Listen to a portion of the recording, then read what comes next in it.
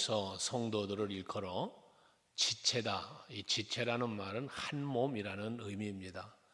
그래서 머리 대신 예수님으로 하나 되어짐을 의미하는 거예요. 그래서 신학적 용어인 교회의 표지라 하는 게 있는데, 그 교회의 표지라고 말하는 것 중에 제일 첫 번이 뭐냐면 교회는 하나 되어져야 한다라고 하는 것. 뭐 또 거룩하다, 보편적이다, 사도적이다, 뭐 이런 표현들을 하는데, 교회에 우선되는 제일되는 표지는 하나 됩니다. 우리는 하나가 되어야 되는데, 그 하나가 되어지는 중심, 하나가 되려면 구심점이 있어야 되는데, 그 구심점이 곧 예수고, 그 구심점이 곧 말씀이고, 이게 교회의 하나됨이라는 것입니다. 그런데 이렇게 우리는 하나가 되었기 때문에 서로를 대할 때 우리는 어떻게 서로를 어떤 마음, 어떠한 자세로 서로를 대할 것인가라는 거예요. 물론 앞에서 말한 대로 우리 모두 서로의 관계는 하나이기에 서로를 사랑으로 대해야겠고, 예수님 말한 것처럼 네 몸을 사랑하는 것처럼 사랑하라고도 말씀을 하죠. 근데 오늘 바울은 에베소 교회 디모데에게 권면하면서 이 성도 간에, 교회 안에 모든 젊은이, 늙은이, 또 뭐 자매, 형제들 서로를 사랑하는 데 있어서 거기 보면 그렇게 표현을 해요. 늙은이는 꾸짖지 말아라. 젊은 사람이 나이 든 사람을 꾸짖지 말라는 거예요.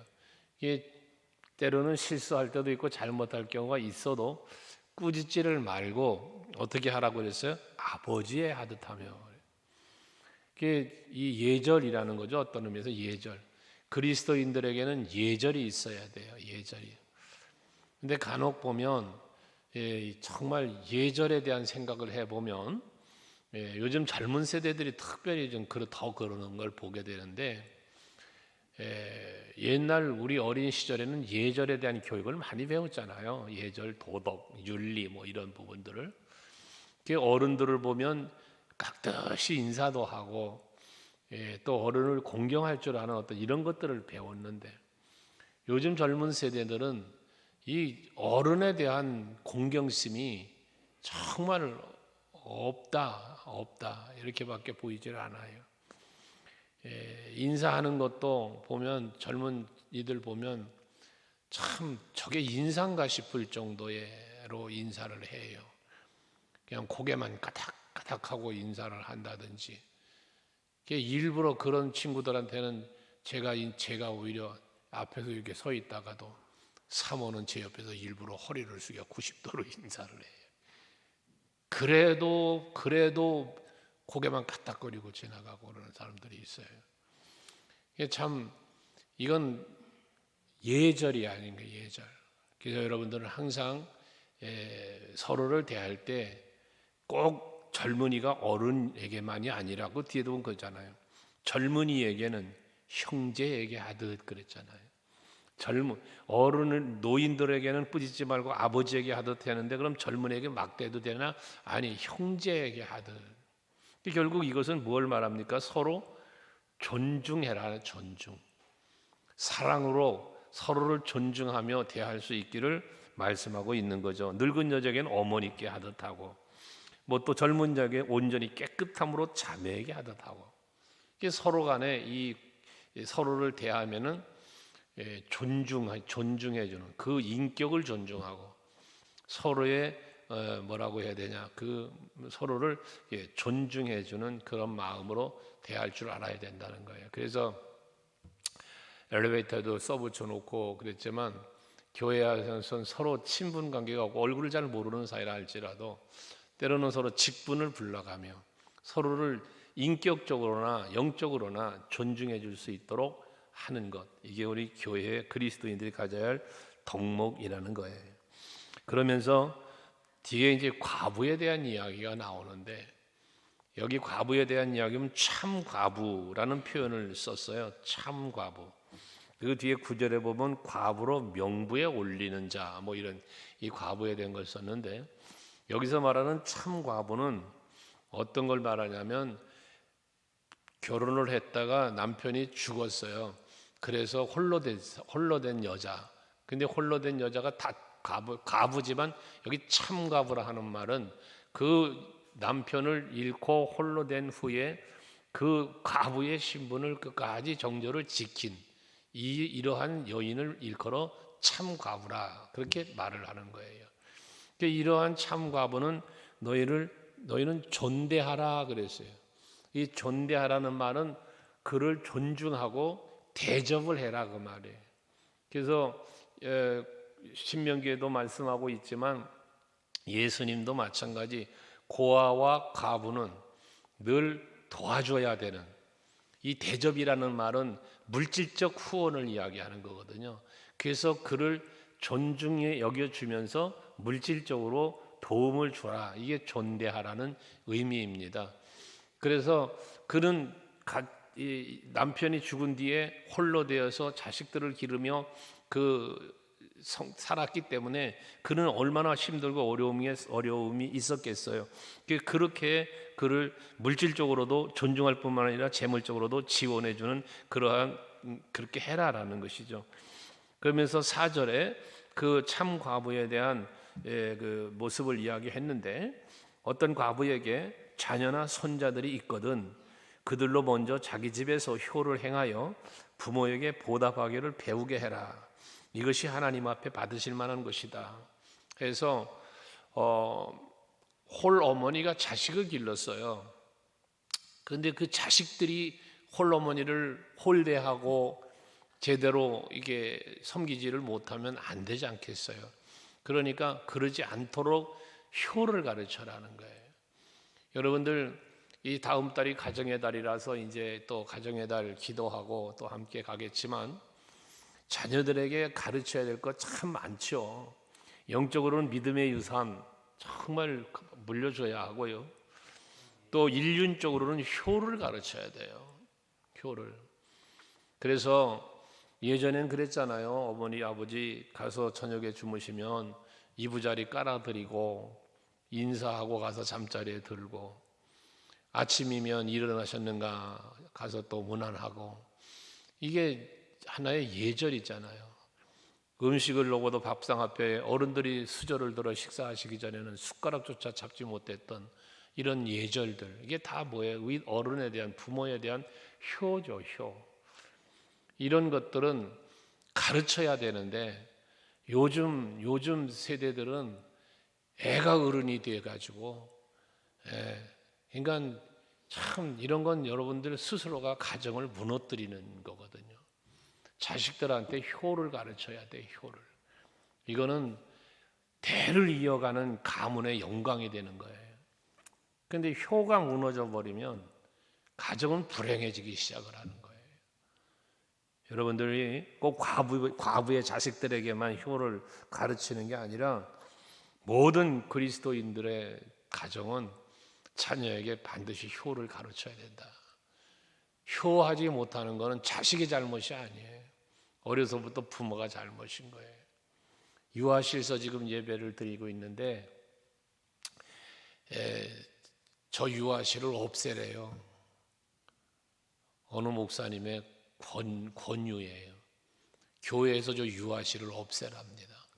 이유가 뭐냐 하니까 어려서부터 예배를 저렇게 드리게 만든다는 거예요. 저기서 어린애가 놀고 있거든. 누구냐? 저기서 노는 애가. 예배 시간에 성전에 앉아서 엄마 옆에 아빠 옆에 앉아서 예배하는 훈련을 어려서부터 시키라는 거예요. 그래야 어려서부터 그 아이들이 예배를 바르게 알고 간다는 거지. 근데 저 뒤에 정현이요? 권사님 앞에 앉아있는 애가 저게 습관이에요. 어린애들이.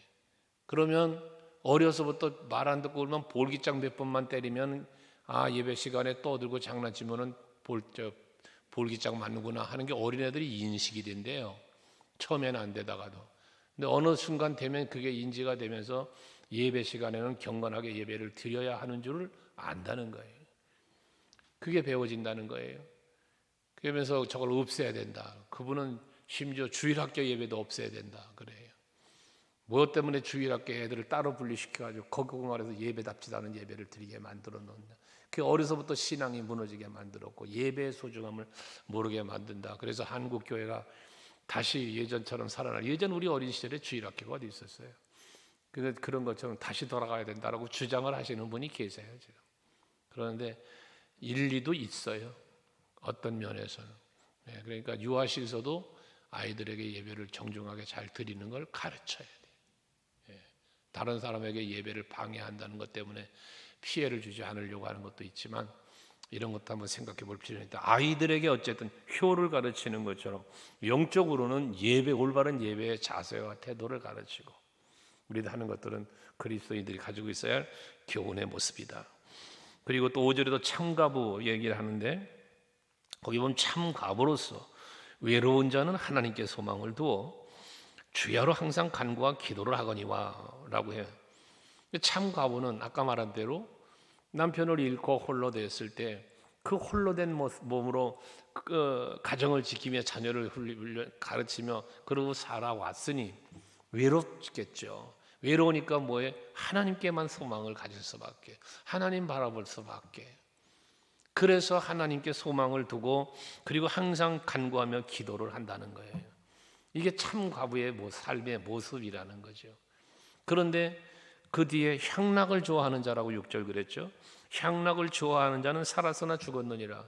이 향락을 즐거워한다는 것은 과부가 됐는데 과부가 됐으니 나 자유 얻었네, 너 자유 얻었네.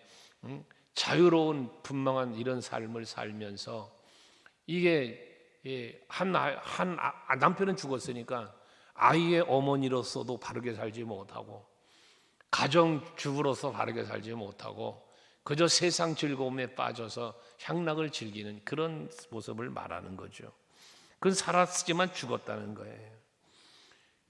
그러므로 7절에 디모데야 너는 이런 것들을 명령해서 그들로 책망받을 것이 없이 살도록 해라. 여기서 그들은 과부들을 이야기하는 거예요. 성도들을 이야기하는 거예요. 책망받을 것이 없도록. 여러분 개인적으로나 가정적으로나 우리 교회적으로나 손가락질 받고 지탄받을 책망받는다는 건 손가락질 받는 거잖아요. 꾸지람 잘못한 걸 말하잖아요. 그런 것이 없이 살 수 있도록 여러분 개인이 노력하시고 가정이 힘써야 되고 교회적으로도 그래야 되는 거죠. 그래야 하나님 영광 가리지 않으니까 말입니다.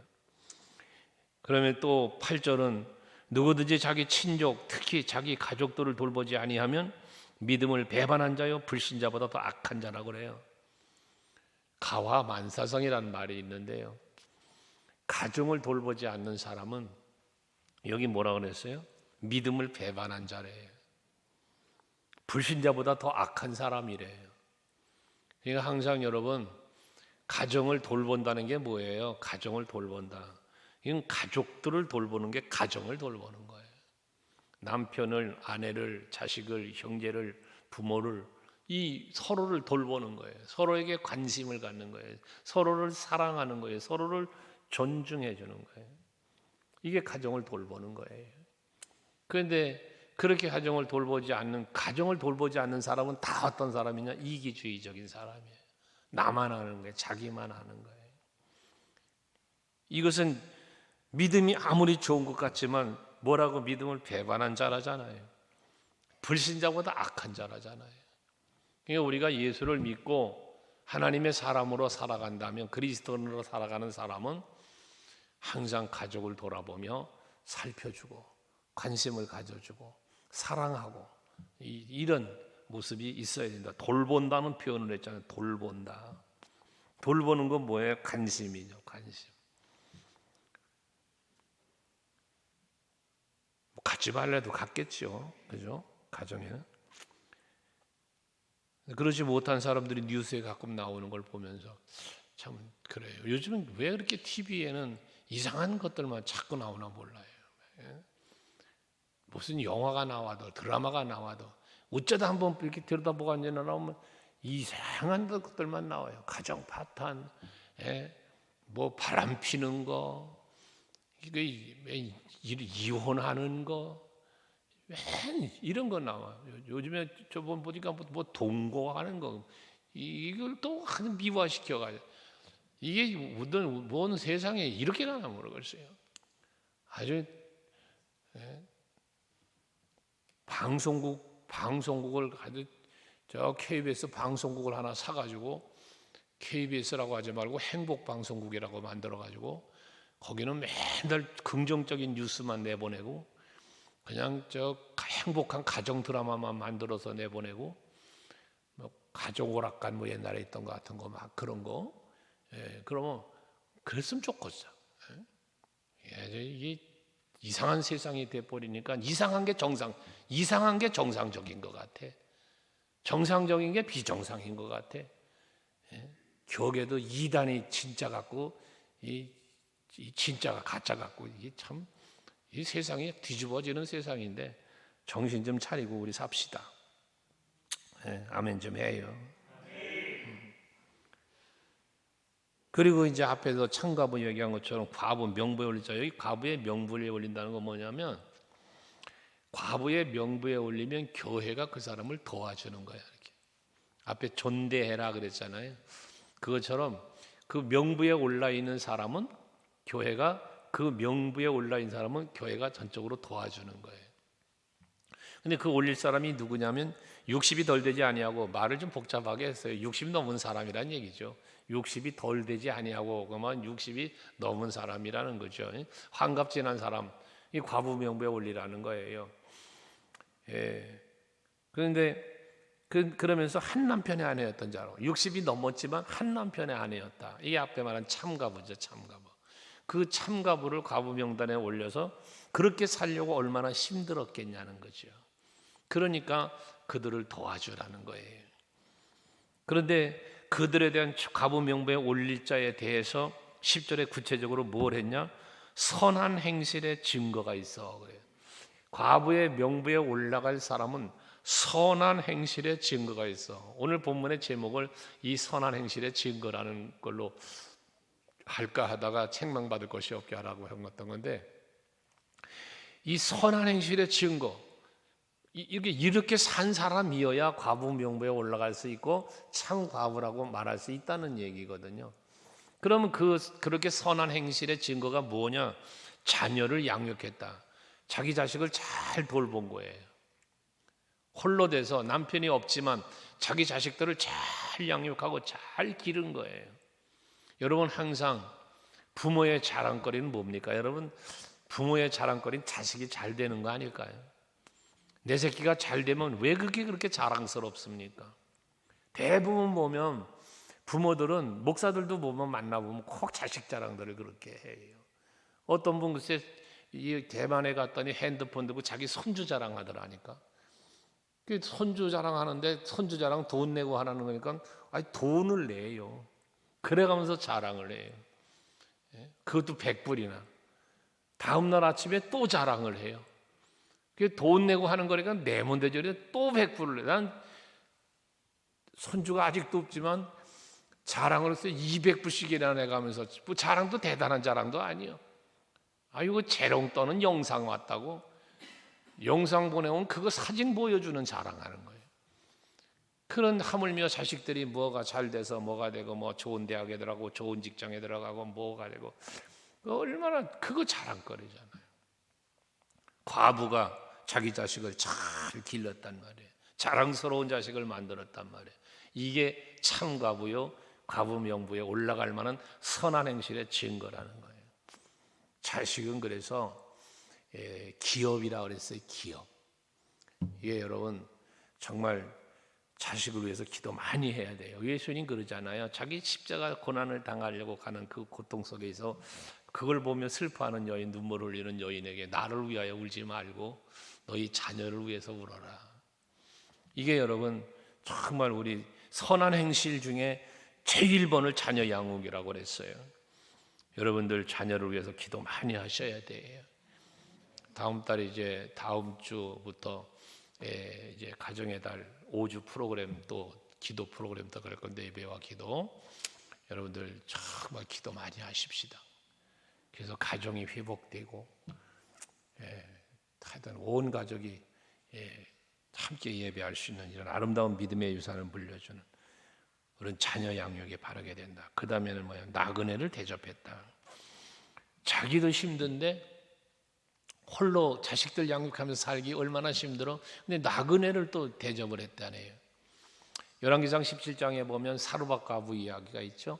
자기 아들하고 두 식구 둘이 먹고 죽을 것밖에 없는데 나그네로 찾아온 선지자 엘리야, 그를 공개하는 이 사르밧 과부의 모습, 또 자기 집 앞을 지나다니는 나그네 선지자죠, 엘리사, 그를 위하여 방 하나를 특별히 마련하여 거기다가 침실을 마련해 주고 편히 쉬고 다닐 수 있게 해줬던 그 스냅 여인의 모습들, 이게 다 그가 받을 복에 해당되었던 거예요.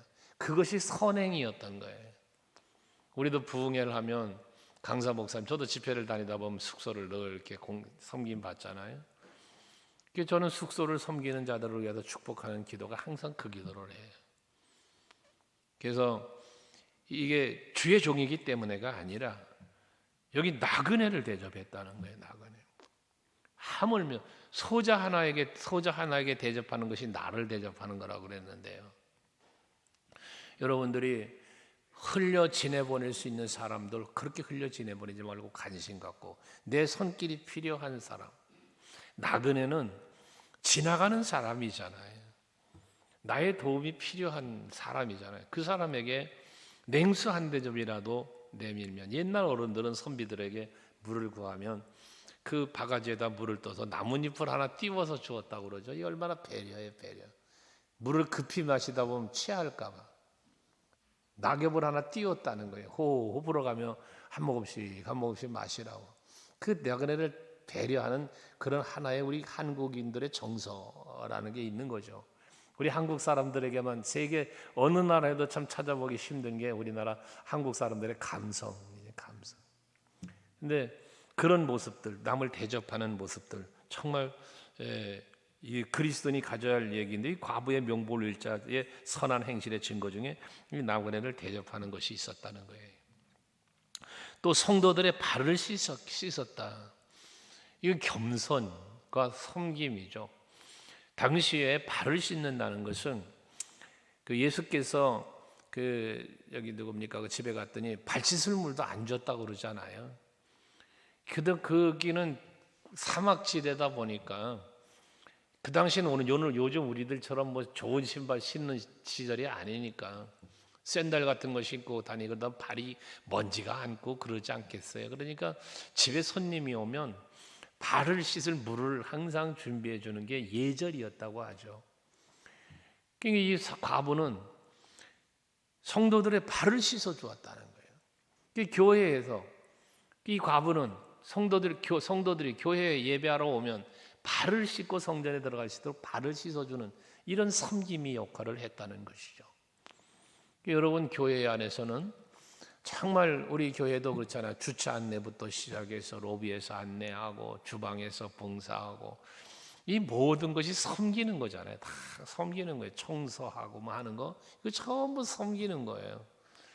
이게 성도들의 발을 씻기는 행위와 같은 것이죠. 성도들이 좀 더 불편하지 않게 이런 저런 모양으로 섬겨주는 그런 것들, 이게 다 여러분 성도들의 발을 씻기는 행위 중에 하나라는 거예요. 근데 생전 교회에 와서 신앙생활을 해서 섬길 줄 모르는 사람들도 있어요.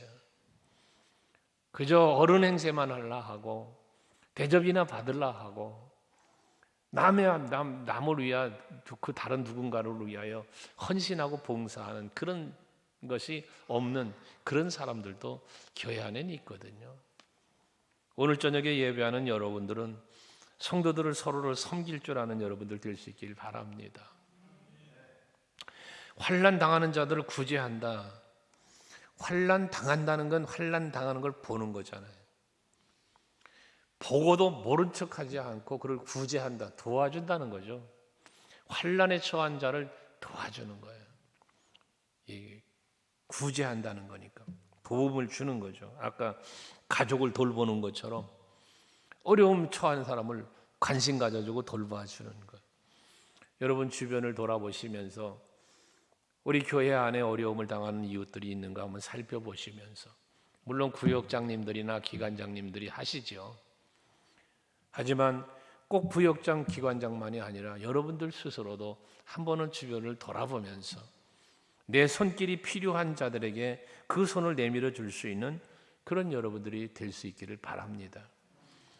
또 모든 선한 일을 행한 자라야 한다. 그 외에도 모든 삶의 모든 행위가 선을 행한 사람이어야 된다. 그래야 과부 명부에 올라가게 되고 그게 참 과부고 그가 도움을 받아야 존대받아야 할 대상이라는 이야기죠.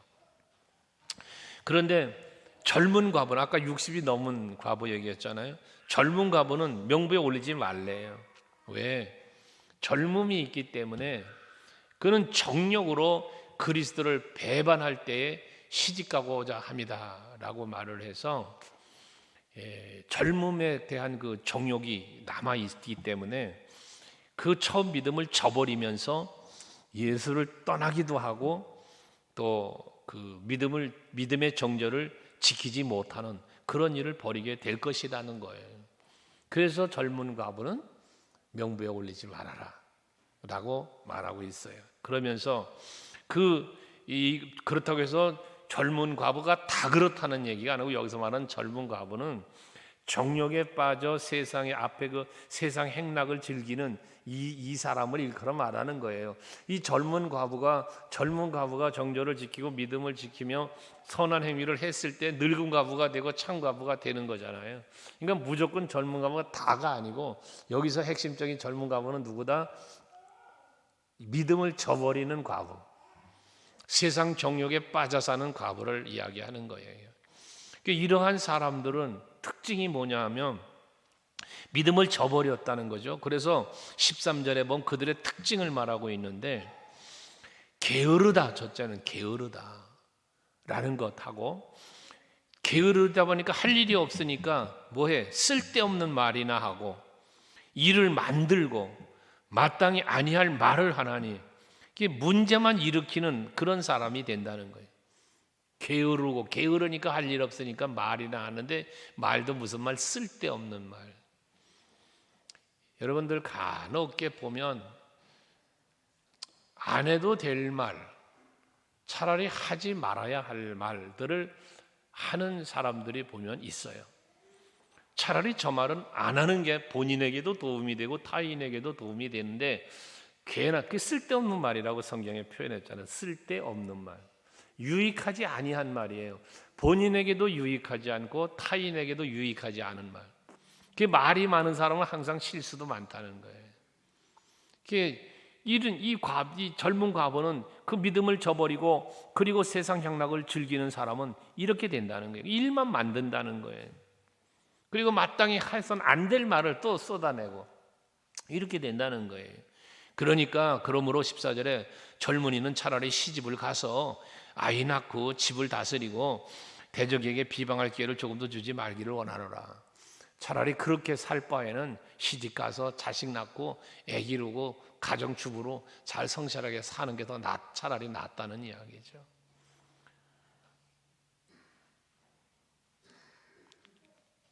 그들에 대해서 15절은 사탄에게 돌아간 자들도 있다고 말하냐. 이미 사탄에게 돌아간 자도 있다. 이미. 결국 세상 향락을 즐기고 믿음을 저버리고 이렇게 게으르고 쓸데없는 말하고 일 만들고 이런 사람은 결과적으로 뭐한 거다? 사탄에게 돌아간 자라. 사탄에게로 돌아간 자. 사탄은 무슨 일을 하냐? 게으르게 만들고. 여러분 우리 그리스도인들은 뭐 해야 돼? 부지런하며 열심을 품고 주의 일에 힘쓰는 자가 되라 그죠?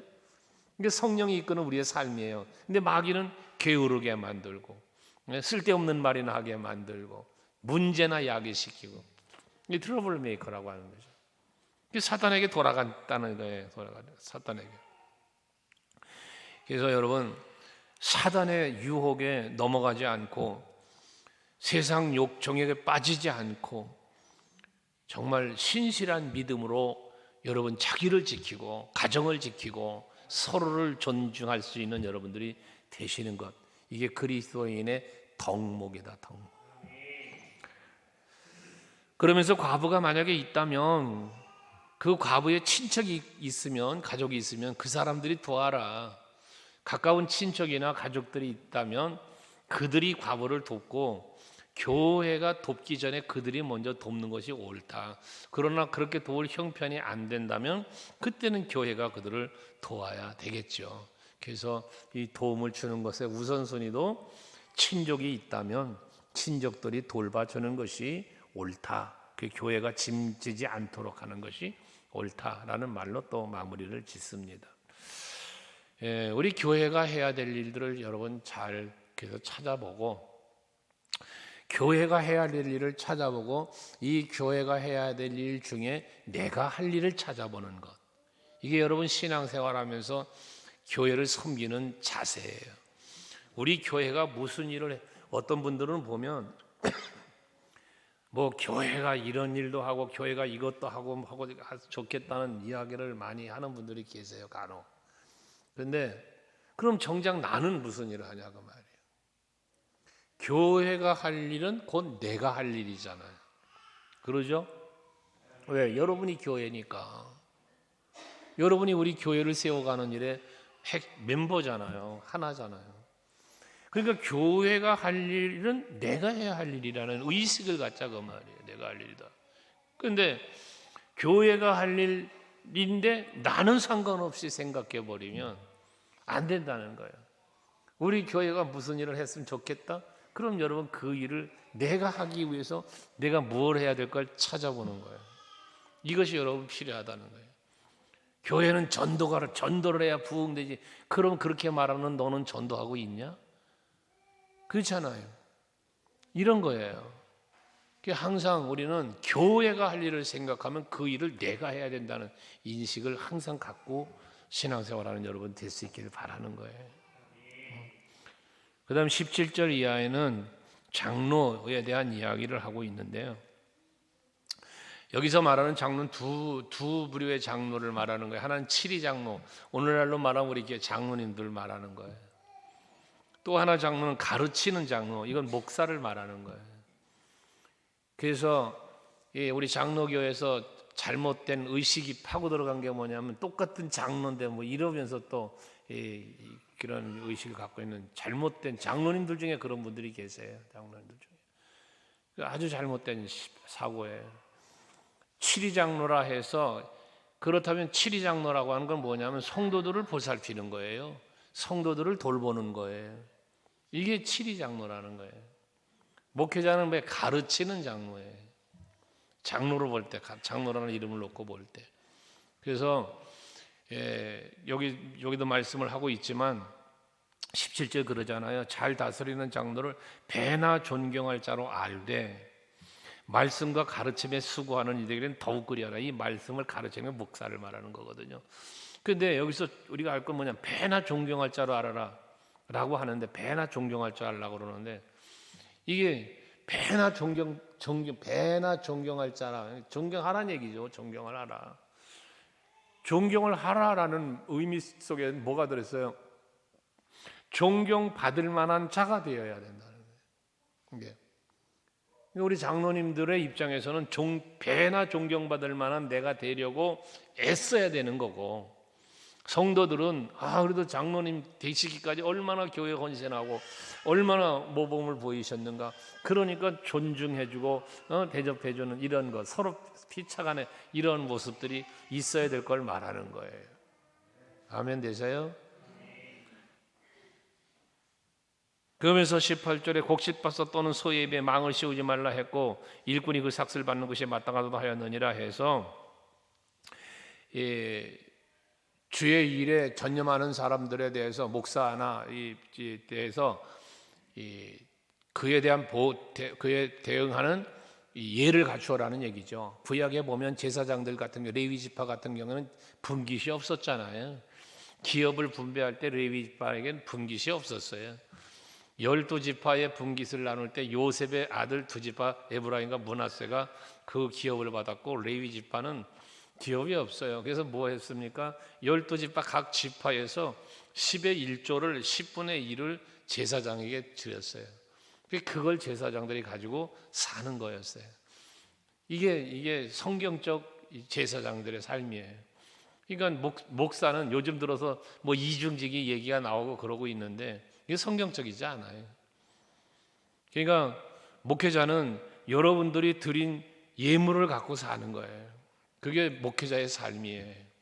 그렇게 할 수 있도록 하라는 이야기를 하는 거예요. 다음 주에 일본 집회를 다녀올 텐데, 선교 다녀올 텐데, 거기는 일본인들 교회는 그런 풍습이 되어 있다고 그래요. 예를 들어 성도가 10명이면 10명이 교회 운영하는 걸 책임을 져서 분담을 한대. 분담을. 예를 들어 교회를 운영하는데 1억이 들어간다. 그러면 한 사람 앞에 1,000만 원. 이런 식으로 해서 책임감 있는 신앙생활.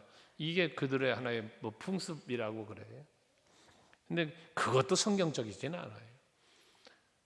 너 있는 자는 더 하고 없는 자는 도움을 받을 수도 있는 곳이 되어야 되는 것이 교회이기 때문에 그렇죠.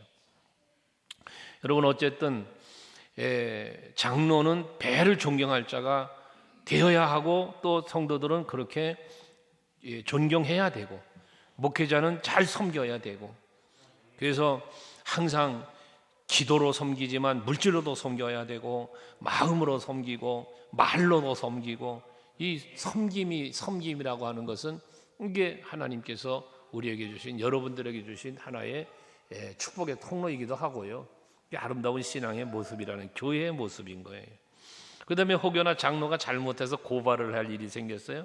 그러면 19절에 보면 두세 증인이 없으면 받지 말 것이요 그랬어요.